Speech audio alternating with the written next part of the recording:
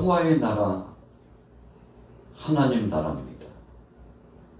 우리가 세상에서 살아가는 요즘 경험하고 있는 이 나라와는 전혀 다른 나라입니다. 모든 것들이 회복되는 거죠. 아담이 에덴 동산에서 하나님의 말씀에 불순종하고 범죄하니까 땅이 가시와 엉겅퀴를 내고 또 여자인 하와는 해산하는 수고와 고통을 알고, 그리고 사람들이 살아갈 때 살인과 질병과 탄식과 한숨과 눈물이 끊이지 않는 삶이 계속 되어져 왔습니다. 역시 지금까지도 마찬가지입니다. 우리가 하나님 나라를 대망하고 예수 그리스도 안에서 생명의 복음을 믿음으로 받고, 그래서 부활의 소망을 기대하고 믿음으로 받아들이지만 완전을 향하여 나아가는 것이지 아직 완전한 때는 되지 않았습니다. 그래서 우리가 예수님을 구주로 영접한 다음에 믿음으로 살아가도 우리의 마음속에 성령으로 역사하심으로 말미암아 예수님께서 우리 안에 내주하여 주시고, 그리고 하나님의 영광스러운 그 능력과 뜻 안에 믿음을 갖고 살아가기는 하지만 아직은 완전한 자가 된 것은 아닙니다. 그래서 우리는 예수님을 구주로 영접한 다음에 늘 우리의 마음속에 경계심을 갖고 우리 자신을 돌이켜보면서 혹시라도 죄 가운데 머물지 않을까, 하나님 뜻을 거스리면서 세상의 세풍에 젖어 살지는 않을까, 우리는 우리 자신을 성찰하면서 나 자신을 늘 겸비하고 하나님 앞에서 겸비한 겸손된 삶을 살아가야 하는 것이죠. 늘 넘어질 가능성이 있다는 것입니다. 미혹의 역사가 불처럼 물처럼 계속 진행됩니다. 한시도 마음을 놓을 수 없는 것이죠. 주님의 나라에 주님 앞에 서는 그 순간까지 우리는 경계심을 늦추지 않고 우리 자신이 믿음에 있는가 우리 자신들을 확증해 보면서 살아야 되는 것입니다. 그래서 우리가 이 땅에 살아갈 때 나그네 인생길이다 라고 표현을 하죠. 왜 나그네 인생입니까? 야곱이 참 오랜 기간 동안 삶을 살아가면서 하나님의 뜻 가운데 은혜 중에 살았음에도 불구하고 그의 지나간 세월을 보니까 한많은 세월을 살았다고 했습니다. 애굽의 바로왕 앞에 가가지고 자신에 대한 지금까지 살아온 일대기에 대한 고백을 하면서 선포적인 의미로 전하죠. 내 나이 130여 세, 참 한많은 세월을 살았다고. 여러분, 적지 않은 그 세월의 무게감 속에 내가 나그네 인생이라고 고백하는 것은 언젠가 하나님 앞에 부름받고 가는 인생이라는 것입니다. 이 세상은 완전한 곳이 아니라는 것을 고백하며 선포하고 하나님의 뜻을 나타내고자 하나님 말씀 중심으로 살았다는 것을 의미하죠. 그래서 우리가 성경 창세기에서부터 요한계시록까지 하나님의 말씀을 계속 묵상하고 상고하여 보면 이 땅에 살아가는 이 날수가 제한적인 삶이요, 안개처럼 이슬처럼 바람처럼 잠시 잠깐 왔다 가는 인생임을 말씀하고 있죠. 이 사람이 신앙생활을 하고 이 땅의 인생 여정을 살아가면서 철이 든 때가 언제입니까? 이제 뭔가 바로 살려고 애를 쓰고 자기 자신을 돌이켜보며 겸손해질 때가 언제입니까? 우리는 유한한 삶을 살고 있다는 것을 깨달았을 때입니다. 언젠가는 주님이 부르시면 죽음의 문턱을 건너가게 되고 찬송처럼 요단강 건너가 그분을 만나게 되리라고 하는 철로 역정, 애굽에서부터 약속의 땅 가나안 땅까지 그 길로를 돌이켜 보면서 우리 자신을 성찰하게 된다는 거죠. 오늘 이사야 선지자가 이사야 11장 말씀을 통해서 평화의 나라를 선포했습니다. 언제 평화의 나라가 임합니까? 자, 1절에 보십시오. 1절 말씀 같이 읽습니다. 시작.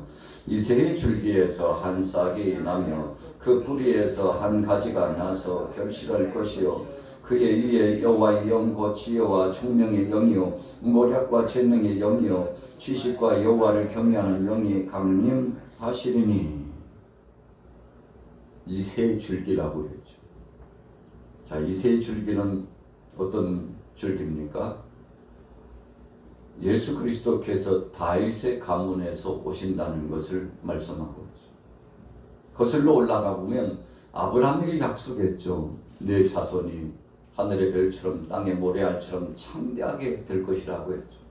여러분, 이 말씀의 의미는 팔레스타인 가나안 땅, 바로 그 땅만 말씀한 것이 아니고 세상 모든 족속들이 예수 그리스도 안에 나와서 하나님 나라의 영광스러움을 경험하고 평화의 나라가 어떤 것인가를 맛보고 이 세상의 소망이 아니라 장차 도래할 하나님 나라 천국을 대망하고 믿음으로 살게 될 것임을 말씀했던 것이죠. 여러분, 그래서 생명의 복음은 이스라엘이라고 한 나라 예루살렘에 제한적으로 머물렀던 것이 아니죠. 예수님께서 2000년 전에 이 땅에 오셔서 말씀을 주셨죠. 너희는 모든 족속으로 제자를 삼아 아버지와 아들과 성령의 이름으로 세례를 주고 내가 너희에게 분부한 모든 것을 가르쳐 지키게 하라. 세상 끝날까지 내가 너희와 항상 함께 있으리라. 자, 뭐라고 말씀했습니까? 복음을 전하되 세상 끝이 있다고 분명히 말씀하는 것입니다. 여러분, 그래서 우리 대한민국은, 우리 한국교회는 아주 위대한 막중한 사명이 있는데 땅끝까지 복음 증거하는 겁니다. 그래서 교회의 사명은 주변의 지역 전도입니다. 그게 첫 번째 목표예요. 자기 집안부터, 자기 가족부터, 그리고 이웃, 그리고 서울, 장안, 전국, 전 세계적으로 이 복음의 이 은혜의 젖줄을 붙잡고서 복음의 깃발을 높이 들고서 나가서 증거하죠. 그래서 교회의 사명은 지역 전도와 세계 선교입니다. 이 사명을 우리가 감당하지 않으면 하나님 앞에서 불충하는 것이죠. 여러분, 땅끝까지 복음을 증거하는 것. 그래서 12제자도 70인의 제자도 그 길을 갔습니다. 마지막에 부름을 받았던 만삭되지 못한 자기 자신을 바울이 어머니의 태 가운데서 탈수를 채우지 못하고 일찍 나온 미숙아의 어린아이처럼 그렇게 비유하면서 저는 만삭되지 못한 그런 사람입니다. 인생 여정을 살아가면서 하나님 앞에 충성한다고 하지만 믿음대로 산다고 하는데 돌이켜보니까 날수를 채우지 못하고 나아서 힘을 잘 쓰지 못하고 기력도 약하고 저러다가 죽는 것이 아닌가 노심초사하게 만드는 그런 참 미숙한 인생이라고, 부족한 자라고 겸손하면서 그가 고백했는데, 그가 어떤 사역을 진행했습니까? 예수님께서 그를 부르시되 내가 저를 불렀는데 이방인을 위하여 택한 나의 그릇이라. 주의 제자 아나니아를 파송하시면서 그에게 안수하게 하시고 예수님께서 왜 그를 부르셨는지 명시해 주셨습니다. 그에게 사명했다는 것이죠. 여러분, 그래서 바울의 사명은 이방인의 사도로서 땅끝까지 복음 증거하고자 애를 썼습니다.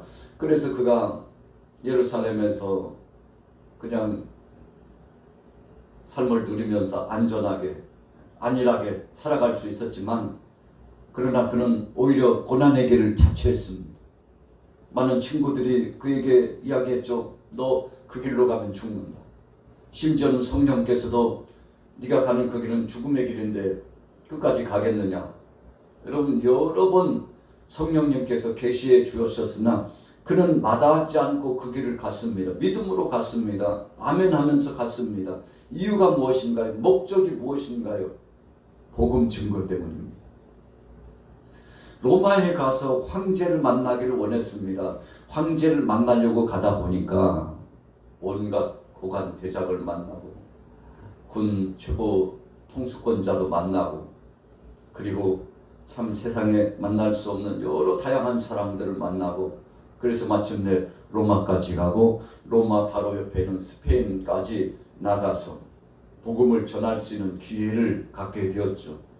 여러분, 성경 속에 뚜렷하게 나타나고 있지 않지만 전에 내려오는 이야기에 의하면 아마도 바울이 바로 로마 옆에 있는 스페인까지 복음 증거하는 선한 영향력을 끼치면서 사역을 감당했을 것이라고 말씀하고 있죠.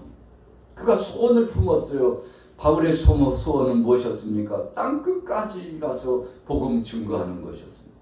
오직 성령이 너희에게 마시면 너희가 권능을 받고 예루살렘과 온 유대와 사마리아와 땅끝까지 이르러 내 증인이 되리라. 내 증인 되리라 말씀하셨는데 어디까지요? 땅끝까지 이르러. 예수님께서 주신 그 지상 명령을 잊을 수가 없는 것이죠. 그 말씀을 순종하기를 원했습니다. 여러분, 그래서 도처에 있는 모든 교회들이 우리가 살고 있는 이 동네에서부터 점점 세계로 글로벌적인 국제적인 이 세계 선교를 향하여서 계속 꿈을 꾸고 나가고 있는데 마땅한 것입니다. 우리 당대의 사명을 감당할 거죠. 우리 양화교회도 감당할 것입니다. 우리 주변에 있는 지교회들이 사명을 감당할 겁니다. 우리의 후세대들이 이 사명 감당할 겁니다. 그러다가 세상 끝이 온다고 그랬어요. 예수님 계실 당시에 복음서에 뭐라고 말씀하셨나요? 이 천국 복음이 전파되어졌는데 땅끝까지 전해지면 인자가 오리라. 여러분, 그 말씀에 의해서 우리가 묵상해보고 생각해보면 복음 증거의 사명을 감당하다가 마지막 때에 주님 오신다는 아주 중요한 명시적인 계시가 우리에게 약속되어 있는 것이죠. 그래서 오늘 저와 여러분들도 이 세상을 살아가면서 가장 보람된 일이 무엇입니까?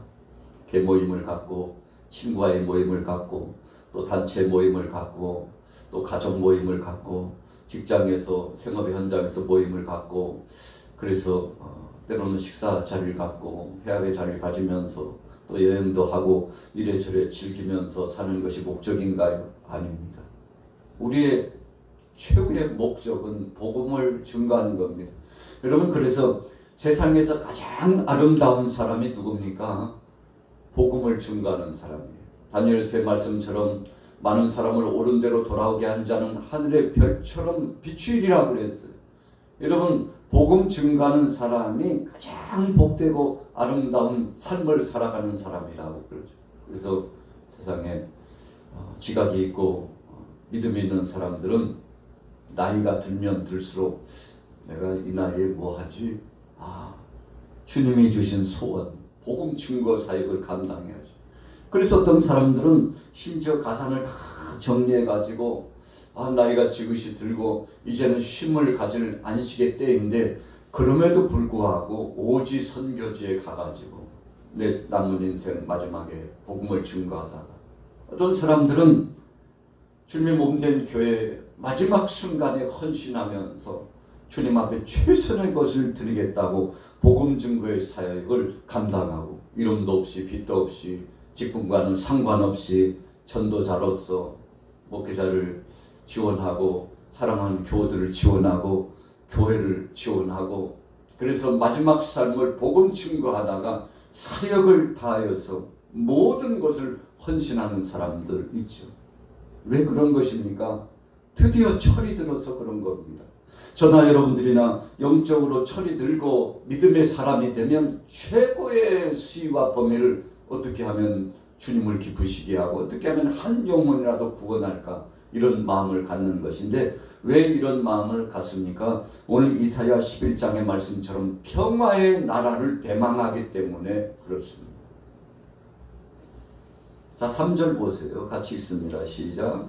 그가 여호와를 경외함으로 즐거움을 삼을 것이며 그의 눈에 보이는 대로 심판하지 아니하며 그의 귀에 들리는 대로 판단하지 아니하며 공의로 가난한 자를 심판하며 정직으로 세상에 겸손한 자를 판단할 것이며 그의 입에 막대기로 세상을 치며 그의 입술의 기운으로 악인을 죽일 것이며. 여러분, 정의가 실현되고 공의가 이루어지는 나라 세상에서 맛볼 수 없습니다. 여러분, 한 나라의 지도자가 바뀌고 지역의 수장이 바뀌고 우리가 살아가는 삶의 공동체에서 어떤 리더십을 가진 사람이 바뀌고 가정에서 영향력 있는 사람이 뭔가 바뀌어도 여러분, 우리 주변이 변하지 않아요. 약간의 영향력은 있을 수 있죠. 완전한 변화는 없습니다. 2년 지나고 5년 지나고 10년 지나면 그 사람이 그 사람이에요.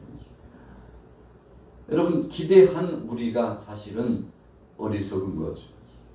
우리는 늘 사람에게 속고 세상에 속고 여러분 우리 자신에게 속고 영적으로 보면 악한 사탄에게 속는 것입니다. 그래서 속고 사는 거예요. 왜 속고 삽니까? 진리 대신 하나님의 말씀 중심으로 살지 않고 하나님의 말씀 안에 비전을 두지 않기 때문에 그렇습니다. 그래서 우리의 소망은 어디에 있나요? 세상에 있지 않아요. 주께 있네. 우리의 소망과 소원은 주님 앞에 있다고. 시편의 고백의 말씀처럼 주님 앞에 소원을 두게 될 때 여러분 우리가 소망의 닻을 올리고 안정감을 갖게 되는 것이죠. 이사야 선지자가 참 나라의 국운이 점점 기울어져 가죠.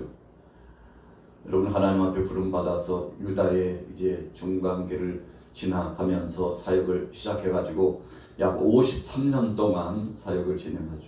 우시아 왕이 죽던 해에 참 충격적인 일을 당하고 어떻게 한 나라의 왕이 마지막에 최후에 한센병에 걸려가지고 저렇게 힘도 쓰지 못하고 골방에 갇혀가지고 왕정도 펴지 못하고 저렇게 죽을 수밖에 없을까?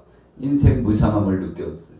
절대적인 권력이 얼마나 허무한 것인가를 바로 사천 형격인 우시아 왕이 죽는 모습을 보면서 충격을 받았습니다.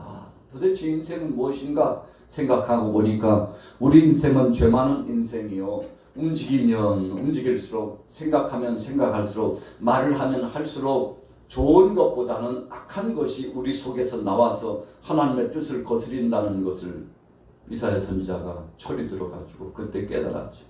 그래서 성전에 나가서 엎드려서 기도하는데 성령의 불이 그의 입술을 찢고 그리고는 영적인 할례를 받고서 그때부터 그가 하는 말이 달라졌죠. 생각이 달라졌습니다. 나가서 외쳤어요. 하나님 나라를 외쳤죠. 이새의 줄기에서 평화의 나라가 이루어진다고 오늘 11장의 말씀에서 외쳤죠. 진정한 왕은 예수 그리스도를 통해서 이루어진다. 그 나라는 예수 그리스도를 통해서 이루어진다고 선포한 거 아닙니까?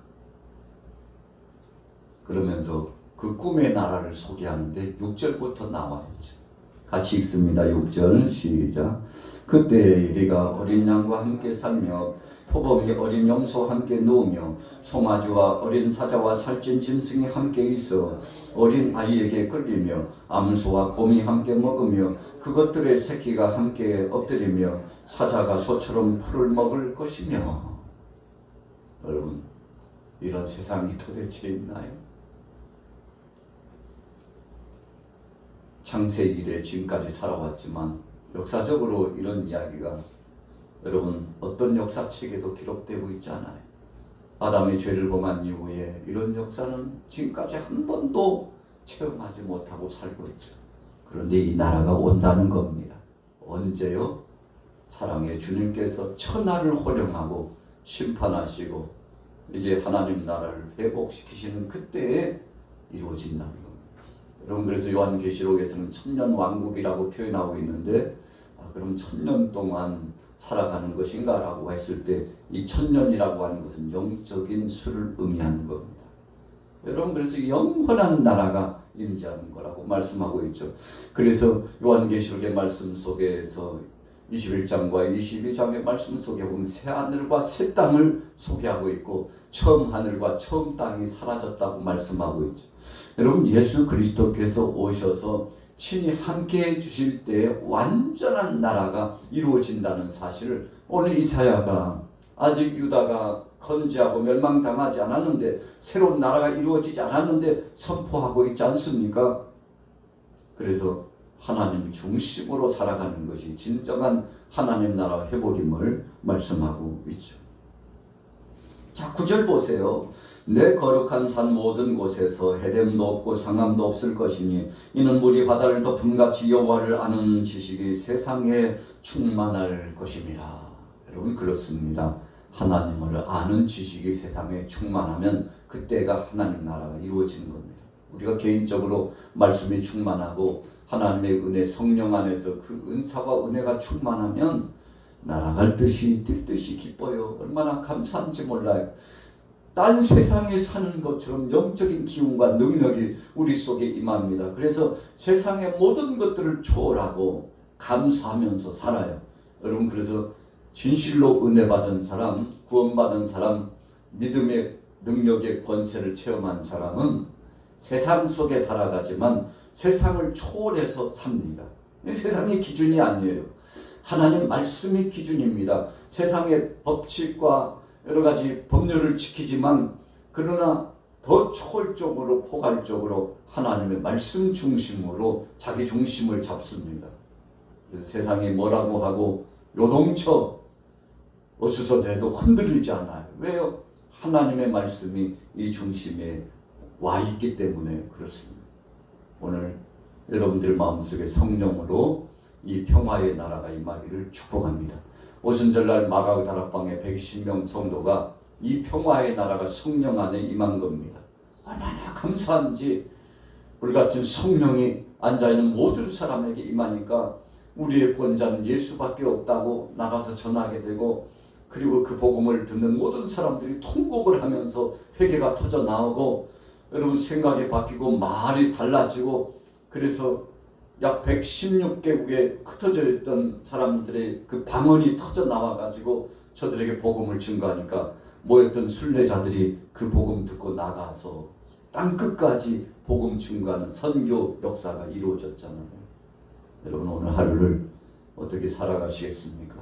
그냥 어쩔 수 없이 인생 뭐 이런 거지 참 초라하다 인생 무상하다 이러다가 그냥 죽는 거야 이런 삶이 아니라 주님 내게 주어진 삶 주님 영광을 위하여 그리고 이 세상의 전부가 아니라 하나님 나라가 도래하게 되는데 주님 앞에 가는데 육신적인 이 때보다도 영적인 영혼의 때를 준비하는 자 되게 해달라고 오늘 여러분들 소망을 가지고 오늘도 믿음으로 평화의 나라를 소원하며 하나님 앞에 영광 돌리며 승리하게 되시기를 예수님의 이름으로 축원합니다.